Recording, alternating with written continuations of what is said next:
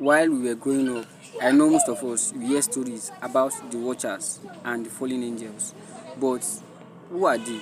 They aren't who the Bible or Quran or anything say that they actually are. No, that's not who they actually are. You know, when God created this earth as human beings, He already know everything that it was going according to plan. So he needed some people to watch over what the humans are doing. That's why there's a side that they call the fallen angels and there's a part that they call the watchers. Who are the watchers? The watchers are the ones who look at humans, look at the activities that humans are doing, wanting us to reach our full and possible best of our best possible version of ourselves. And who are the fallen? The fallen are the damned. They didn't choose the way that the watchers did. So instead of wanting us to reach our highest self, they want us to fall. They want us to be in a low vibrational state. That's the difference. Number one difference between the fallen and the watcher. The way that the watchers want us to attain our possible best, because normally a normal human country, God gave us the will to do many things, but not everything we can do unless there are some superhuman beings, which is like the watchers, like them coming down in an earthly body, in a flesh, to achieve some milestone for humans to also try to do that also. E.g., like Jesus. Same way that we will see the way there's Jesus, that's the way we have some people, some bad people too, that worked for the fallen, while some work for the watchers. Every generation has its own. That's how it actually is. So many people that are actually in this life today, some are not actually humans like us. Some are products of the watchers, while some are products of the fallen. But it's hard to differentiate who is who and which is which, because we are all covered by flesh and we don't really know much about it.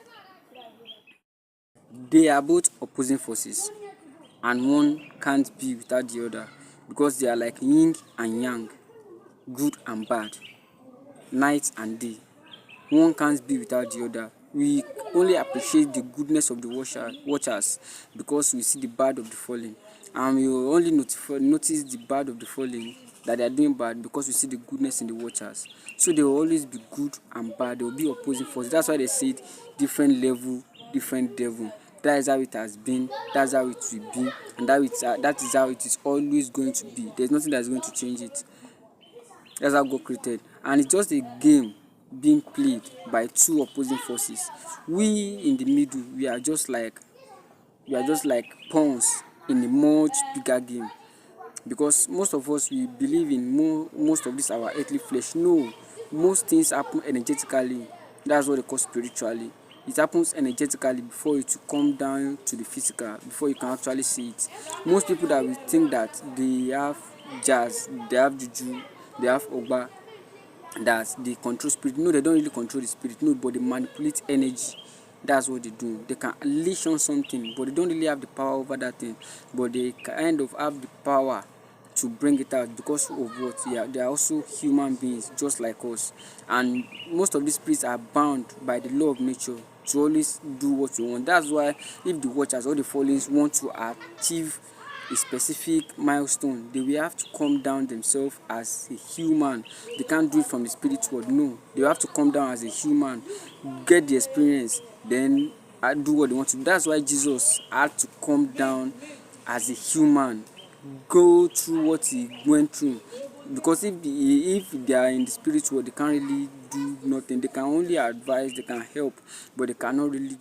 When they wrote that their sons and daughters give birth to giants, of the watchers and the fallen, that they give birth to giants, they weren't actually talking about giants in the physical plane. No, that's not the giant they were talking about. But you see that spiritually they are giants. Spiritually they are giants. They are not like ordinary human beings like you and I. They are giants.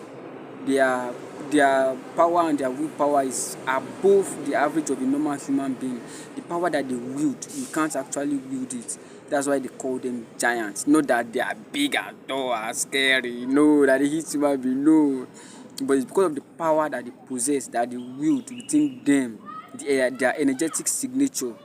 That is why they call them giants, because they were the ones that always achieve something, get things done, so that we the humans can look up to as hope.